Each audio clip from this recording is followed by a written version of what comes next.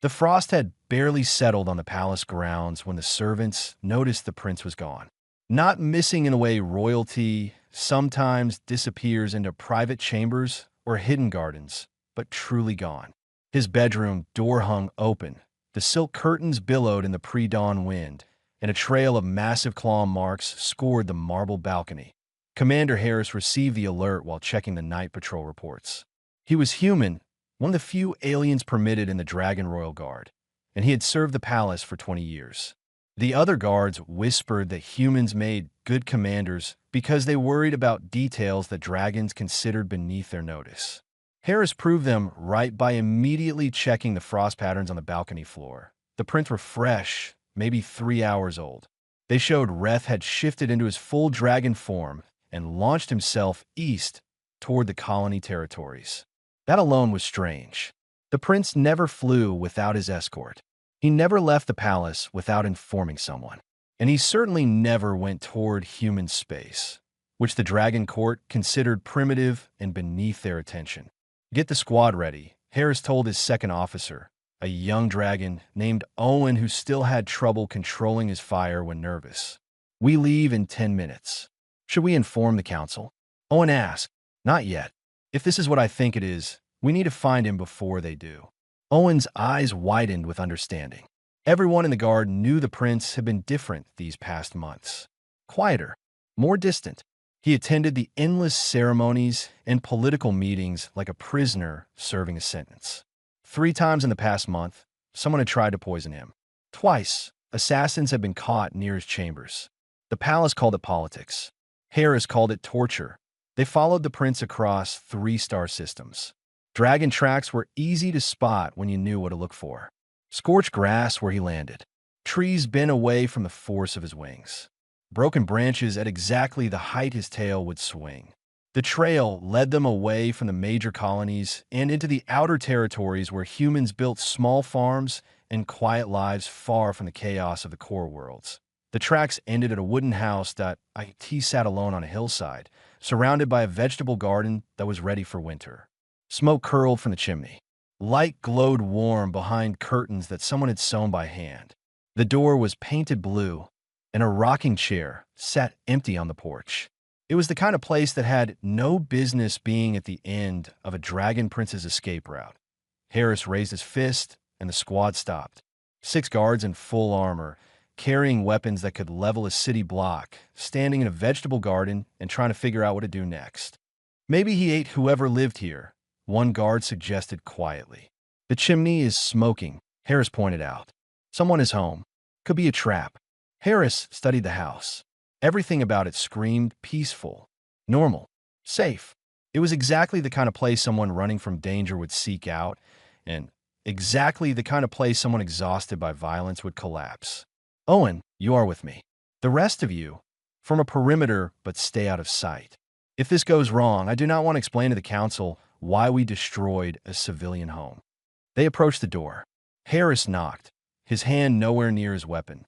If the prince was inside and wanted to be found, threatening whoever sheltered him would be a mistake. If the prince did not want to be found, weapons would not help anyway. The door opened before his second knock. An old human woman stood in the doorway. She was small, barely reaching Harris's chest, with white hair tied back in a simple bun and a face that had seen many years and many sorrows. She wore a plain dress with an apron over it, and flour dusted her hands. She looked at the 2 armor guards on her porch and smiled like they were neighbors stopping by for sugar. "You must be here for the boy," she said. Her voice was gentle, the kind that probably sang lullabies once. Come in, come in. Dinner is almost ready, and I set extra plates. I figured you would arrive around this time. Harris and Owen exchanged glances. This was not how these situations usually went. "Ma'am, we are looking for Prince Reth of the Dragon Throne. His trail led us here. We need to speak with him immediately. I know who you're looking for, dear. He is in the kitchen helping me with the bread. Well, trying to help. His claws are not made for kneading dough." She stepped back and gestured them inside. "Now stop letting the cold air in and get yourselves in here. And boots off, please." I just swept. Harris stared at her. Owen's mouth hung open, a thin wisp of smoke escaping. The woman waited patiently, one hand on her hip, completely unafraid of the armed soldiers at her door. "I am Dorothy," she said, as if that explained everything. "And you boys look like you have not had a proper meal in days. Come eat first, then we can discuss whatever politics brought you chasing across the galaxy. But in my house, we eat before we argue. That is the rule." She turned and walked back inside, leaving the door open behind her. Harris heard sounds from within. Dishes clinking. A deep voice, unmistakably Reth's, asking something about oven temperature. The smell of fresh bread and soup drifted out into the cold air. Owen looked at his commander. "What do we do?" Harris sighed and started unlacing his boots. "We follow orders." The lady said boots off. 3 weeks earlier, Reth had decided he would rather die than attend another state dinner. The thought came to him while he was standing in his ceremonial robes, listening to Ambassador Krell deliver a speech about trade agreements that everyone knew was actually about military positioning.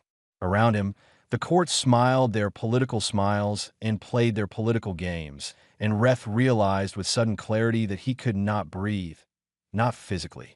His lungs worked fine, but something inside him was suffocating under the weight of crowns and expectations and the 300 years of life that still stretched ahead of him if he stayed as he left. He did not plan it, did not pack anything or leave a note. He simply walked to his balcony, shifted into his true form, and launched himself into the night sky. Behind him, alarms began to sound. Ahead of him lay empty space and the desperate hope that somewhere in the galaxy, there was a place where no one knew his name. He flew for 2 days straight, pushing his wings until the muscles screamed. He avoided the major trade routes and the colony cores where his face was known. He flew past the tourist stations and the mining operations and the agricultural worlds, seeking something he could not name. When he finally crashed, it was because his body simply gave out. One moment he was gliding over a small farming colony on the edge of human space, and the next his wings folded wrong and gravity remembered it had a claim on him. He hit the ground hard enough to leave a crater in someone's backfield, and when he tried to stand, his left foreleg buckled. Something was broken. Several somethings. Actually, Duddy lay there in the dirt, waiting for the pain to fade or for someone to find him. He was not sure which he preferred. His scales had been damaged in the landing, and shifting back to his smaller form would be agony with broken bones. So he remained a dragon, a creature the size of a building, bleeding into the soil of a world whose name he did not know. That was how Dorothy found him. She came walking across the field with a lantern, wearing a nightgown and boots, moving with the careful speed of someone whose bones were old but whose spirit refused to slow down. She stopped at the edge of the crater and looked down at him without any of the fear he expected. "Well," she said quietly, "that was quite an entrance." Reth tried to growl, to warn her away, but it came out as more of a wheeze. His ribs were definitely broken. Dorothy climbed down into the crater. Not quickly and not without difficulty, but she came.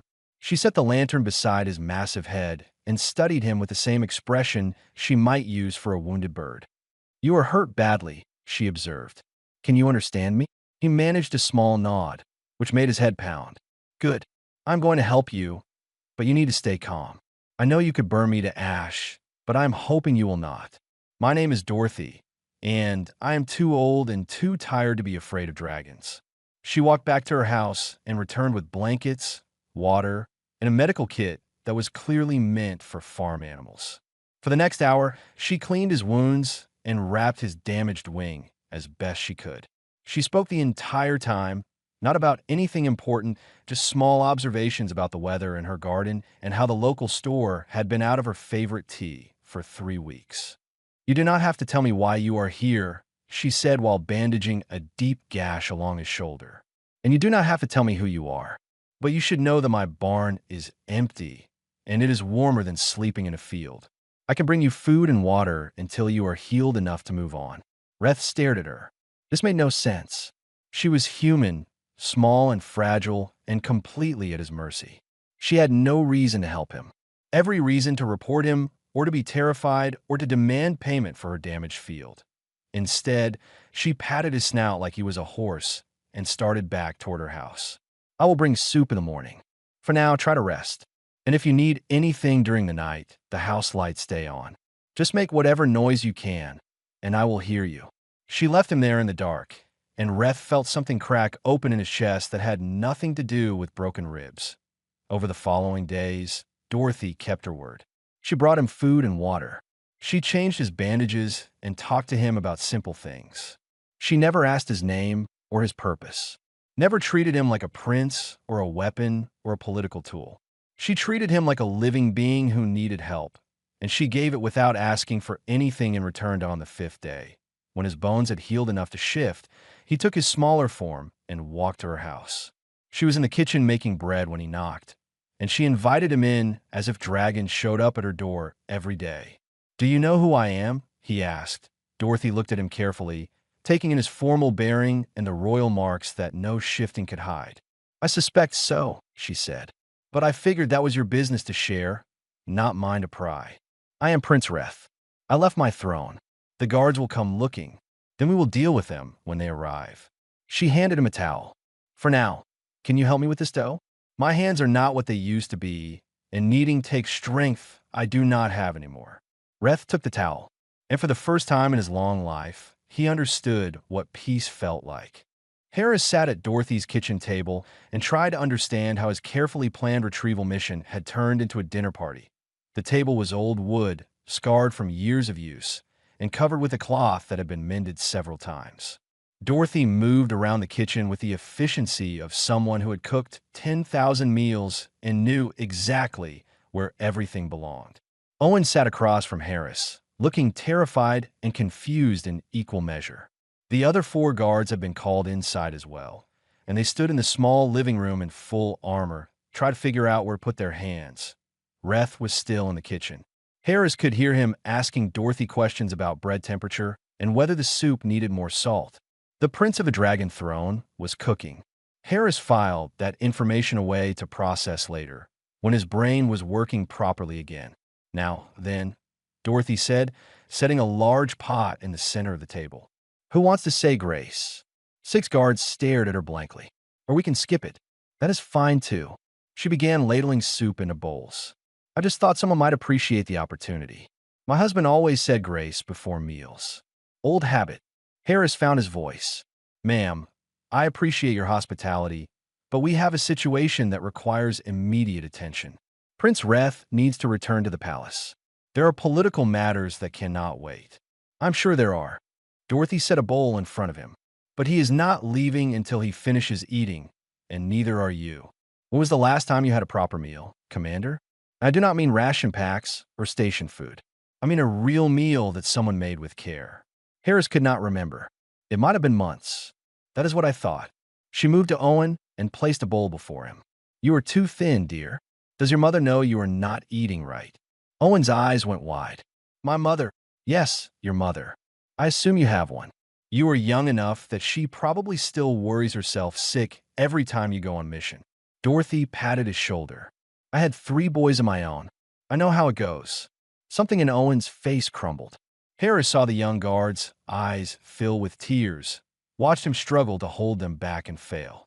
The soup sat steaming in front of him, and Owen stared at it like he had forgotten what food was for. "I have not talked to her in 6 months," Owen whispered. "I keep meaning to send a message, but there's always another duty, another patrol. I keep thinking I will do it tomorrow." "Then you send it tonight," Dorothy said firmly. "After dinner. No more putting it off. She needs to know you are safe, and you need to hear her voice. That is more important than any political crisis." Owen nodded, wiping his eyes with the back of his hand. Harris felt something tight in his chest. This strange human woman had done in 30 seconds what months of professional counseling had failed to accomplish. She had reminded them they were people, not just soldiers. Dorothy served the rest of the guards and finally sat down herself. "Now eat before it gets cold. And for heaven's sake, take those helmets off. You look like you were expecting an attack in my dining room." Harris removed his helmet. The others followed his lead. It felt strange to sit at a table like this in a civilian home while on an active mission. But it also felt right in a way he could not explain. The soup was simple. Vegetables and broth and bread on the side. Nothing fancy or complicated. but it tasted like care if care had a flavor. Harris realized he was hungry in a way that went beyond his stomach. They ate in silence for a few minutes. Then Dorothy spoke again, her voice gentle. You boys are here to take him back, and I understand that. You have your orders and your duties. But I need you to understand something first. She set down her spoon. That boy in my kitchen has been here for 3 weeks. In that time, he has helped me fix my fence, plant the winter crops, and repair my roof. He does not have to do any of that, but he does it anyway, because he is a good person who has been treated like a piece on a game board his whole life. Harris met her eyes. They were sharp despite her age, and they saw far more than he was comfortable with. You want to know why he ran? Dorothy continued. Because running was the only choice he had left. Stay and die slowly from poison and politics, or leave and maybe find something worth living for. He chose life, Commander. Can you honestly blame him? The kingdom needs him, Harris said quietly. The kingdom needs a lot of things. But what it needs most is a prince who remembers that power is supposed to serve people, not break them. Dorothy picked up her spoon again. He will go back with you. He knows he has to, but he's going back different than he left, and that is going to scare people who prefer their princes broken and obedient. Reth appeared in the doorway, carrying a basket of bread. He had flour on his shirt and a small smile on his face. The second batch came out better, he announced. Then he saw his guards sitting at the table, helmets off, eating soup like they were family, and his expression shifted to something Harris had never seen before. Hope. Thank you for waiting, Reth said. He set the bread on the table and took the empty seat beside Dorothy. I know you came a long way. Harris looked at his prince. Really looked at him. The tension that usually lived in Reth's shoulders was gone. His eyes were clear. He looked like someone who had remembered how to breathe.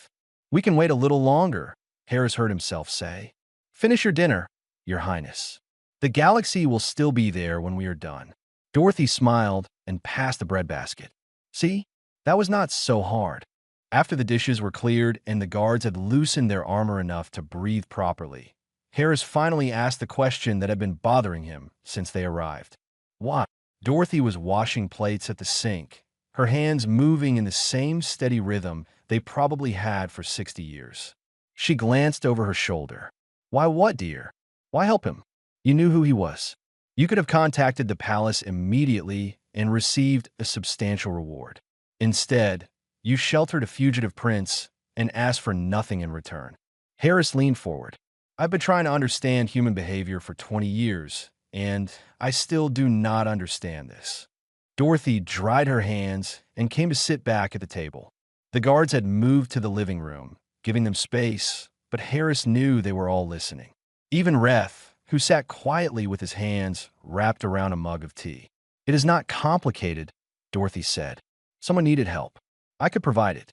That is the whole story. But you are alone here. You have no family, no protection. Sheltering someone being hunted by royal guards put you in danger. Only if the guards were the type to hurt an old woman for showing kindness. And I figured if they were, then I had bigger problems than hiding a prince. She smiled slightly. Plus, I had a dragon in my barn. That counts for something. Harris shook his head. You took an enormous risk based on faith that strangers would be reasonable. That is not logical. No, Dorothy agreed. It is not. But kindness rarely is. She paused, looking down at her weathered hands. I lost my husband 15 years ago. Plague swept through the colony, and the medical supplies did not arrive in time. He died holding my hand, apologizing because he was leaving me alone. The room went quiet except for the soft sound of wood settling in the fireplace. Then my boys, Dorothy continued, her voice steady despite the pain in her words. All 3 of them within 2 years. 2 to the same plague. 1 to an accident in the fields. By the time I was 60, everyone I loved was gone, and I was living in a house built for a family that did not exist anymore. Reth set down his tea, his expression stricken. For a long time, Dorothy said, I thought about leaving, selling the house, moving to one of the core worlds, trying to start over somewhere I would not see their ghosts in every room. But then I realized something. The world had taken everything from me, so I could either let that make me bitter and small, or I could decide that since I had already lost what mattered most, I had nothing left to be afraid of. So you chose kindness, Harris said slowly, understanding dawning. I chose to be the person I needed when I was grieving. I chose to make my home the kind of place where someone running from pain could find rest. She looked at Reth. When you crashed in my field, I saw someone who was hurting in a way that had nothing to do with broken bones. I saw someone who needed exactly what I could give, which was a place to be himself without judgment or expectation. Why would I not help? Because most people would not, Reth said quietly. His voice was rough. Most people see a prince and think about what they can gain. You saw someone suffering and thought about what you could give. That is not normal. Maybe not for princes, Dorothy said. But for humans, that is just being decent. We do not have long lives like dragons. Most of us get 70 or 80 years if we are lucky. We do not have time to waste on being cruel or calculating. Every moment we have is precious, and the only thing that makes life worth living is the connections we make and the kindness we show. She stood and walked to the window, looking out at the dark fields. My husband used to say that hospitality is sacred. That when someone arrives at your door, whether they're a stranger or a friend, or even an enemy, you owe them the basic dignity of food, shelter, and respect. Not because of who they are, but because of who you are. Harris thought about dragon culture, with its rigid hierarchies and complex social rules. Everything was about status and power and maintaining proper distance. The idea of treating everyone equally, regardless of rank, was foreign to them. Revolutionary, even. Your way is dangerous, he said. It assumes people will respond to kindness with kindness. And your way assumes they will not, Dorothy replied. Which becomes true because you expect it. I prefer my version. Owen spoke from the living room, his voice hesitant. My mother is like you. She always took in strays. Animals, neighbors who needed help, anyone who showed up needing something. My father used to joke that she could not turn anyone away. He paused. I have not visited her because I was afraid she would be disappointed in who I became. A soldier. Someone who uses weapons instead of welcome. Dorothy turned to look at him. Oh, honey, she is not disappointed. She is terrified you will forget that before you were a soldier, you were her son. That boy who brought home injured animals and cried at sad stories. He is still in there, and she is desperate for you to remember him. Owen stood abruptly and left the room. Harris heard the front door open and close. Through the window, he saw the young guard walk out into the field, his shoulders shaking. You broke him, one of the other guards said, but there was no accusation in it. Just observation. No, Reth said softly. She reminded him he was human. There's a difference. Dorothy came back to the table and sat down with a tired sigh. I'm not trying to cause problems, Commander. I know you have a job to do, but I need you to understand what you are taking back with you. That boy spent 3 weeks learning that he is allowed to be tired, allowed to want simple things, allowed to exist without justifying every breath he takes. She met Harris's eyes. Do not let them break him again. The kingdom needs a prince, yes, but it needs a prince who remembers what it means to be a person first. Harris nodded slowly. He understood now. This was not about politics or duty. This was about preserving something precious that had almost been destroyed. I will do my best, he promised. Dawn broke cold and clear over Dorothy's small house. Inside, Reth stood in the kitchen he had helped paint last week, staring at his reflection in the window. Behind him, he could hear the guards preparing their ship for the journey back. His escape was over. Reality had caught up. Dorothy appeared beside him, moving quietly despite her age. She held something small in her wrinkled hands. I made you something, she said, offering it to him. To remember, it was a wooden charm, no bigger than his thumb. She had carved it herself, he could tell. The edges were not perfectly smooth, and the shape was simple, but depicted a small house with a wisp of smoke rising from the chimney. Beneath it, she had burned 3 words into the wood, always a place that Reth's throat tightened. Dorothy, I cannot take this. You have already given me so much, which is exactly why you need to take it. She pressed it into his palm and folded his fingers around it. When you're back in that palace, surrounded by people who want to use you or hurt you or turn you into something you're not, I want you to hold this and remember that there is a house on a hillside where someone will always set a plate for you. No questions asked, no price demanded, just food and rest and a place to be yourself. They're going to try to change me back, Reth said quietly. The council, the advisors, all of them. They will say I was confused or influenced or that I had some kind of breakdown. They will try to make me forget what I learned here. Then do not let them. Dorothy's voice was gentle but firm. You are stronger than you think, Reth. You flew halfway across the galaxy alone. You survived broken bones and a crash landing. You learned to need bread, even though your claws were not made for it. She smiled. If you can do all that, you can certainly stand up to some politicians. What if I fail? What if I go back and slip into the old patterns? What if I forget how to be the person I became here? Then you come back and remember again. The door is always open. She paused. But I do not think you will forget. Pain is a powerful teacher, and so is peace. You know the difference now.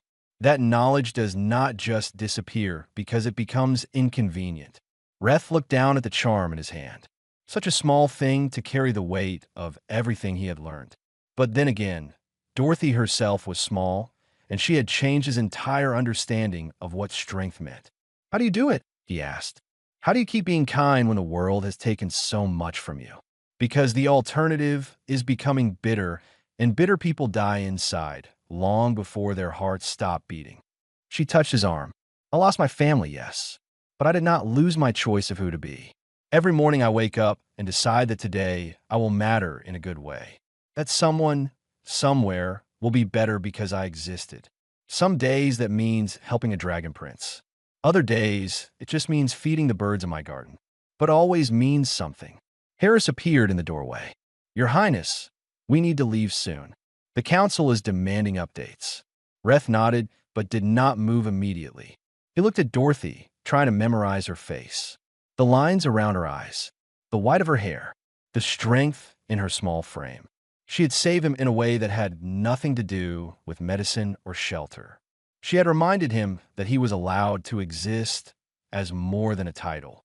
Thank you, he said, and the words felt desperately inadequate. For everything. For not being afraid. For not asking questions. For treating me like a person instead of a prince. You are both, Dorothy said, and the world needs you to remember that. The person makes the prince bearable. Never forget which one matters more. She walked him to the door where the guards were waiting. Owen stood there with red eyes, but a lighter expression. He had spent an hour on a comm call with his mother the night before, and some weight he had been carrying was finally gone. Reth paused at the threshold. His ship waited in the field, engines warming. Beyond that, the palace and all its complications. Assassination attempts. Political maneuvering. The endless pressure to be something he did not want to be. He could turn around right now. Stay here. Let someone else be prince. But Dorothy's words echoed in his mind. Running had taught him what peace felt like. Now he had to learn how to carry that peace back into the chaos. I will come back, he promised, when I can, to help with the garden or fix things around the house. I will keep the soup ready, Dorothy replied, just in case. The guards formed up around him, and together they walked to the ship. Reth looked back once and saw Dorothy standing on her porch, one hand raised in farewell. She looked impossibly small against the morning sky, but he knew better now. Size had nothing to do with strength. He climbed into the ship and strapped himself in. Through the viewport, he watched Dorothy's house grow smaller as they ascended. The vegetable garden, the blue door, the chimney still sending up its thin trail of smoke. It looked like nothing special from this height. Just one small house in a universe of billions. But it was the only place in all that vast space where he had ever felt at home. Harris sat beside him in the cockpit. Are you ready for this, Your Highness? Reth touched the wooden charm in his pocket. Always a place. No, he admitted, but I'm going anyway. That count for something, right? Harris smiled, the first real smile Reth had ever seen on his commander's face. It counts for everything. The ship jumped to hyperspace, carrying them back toward the palace and whatever waited there. But Reth was not afraid anymore. He had learned something the council could never take away. He had learned that home was not where you were born. It was where someone saw you, truly saw you, and decided you were worth caring for anyway. And once you knew that feeling existed, you could never pretend you did not deserve it. The galaxy might be harsh, but Dorothy had proved that kindness was real. And if one old woman on a hillside could change a prince's life with nothing but soup and honesty, then maybe he could change a kingdom the same way. Maybe that was what ruling was supposed to be all along. The council chamber had not changed in the 3 weeks Reth was gone. Same cold marble floors. Same towering pillars carved with the names of ancient kings. Same assembly of advisors who looked at him like he was a problem that needed solving rather than a person who needed understanding. High Chancellor Vorn spoke first, his voice dripping with barely concealed irritation. Your Highness, your disappearance caused a diplomatic incident with 3 neighboring kingdoms. Ambassador Krell believes you were making a statement about his trade proposals. The military council thinks you were captured, and the Merchants Guild is demanding answers about what your absence means for the economic treaties you were supposed to sign. Reth stood in the center of the chamber, hands clasped behind his back. In his pocket, Dorothy's wooden charm pressed against his palm. Always a place. I was not captured, he said calmly. I was not making a political statement.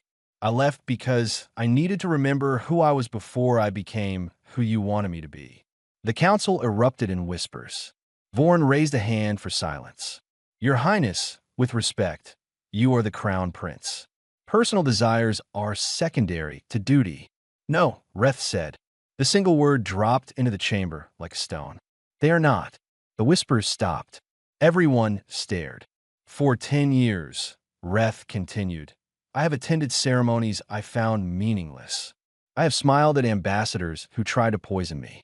I have signed treaties that benefited everyone except the people they were supposed to protect. I've been everything you asked me to be, and it was killing me. He pulled the charm from his pocket and held it up. This was carved by an old human woman who sheltered me when I crashed on her world. She fed me. She asked for nothing.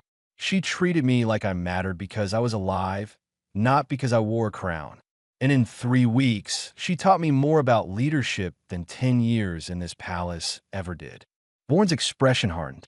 Your Highness, you cannot seriously be suggesting we model our governance on the sentiments of a single civilian. Why not? Reth challenged. She understands something we have forgotten. Leadership is not about power. It is about service.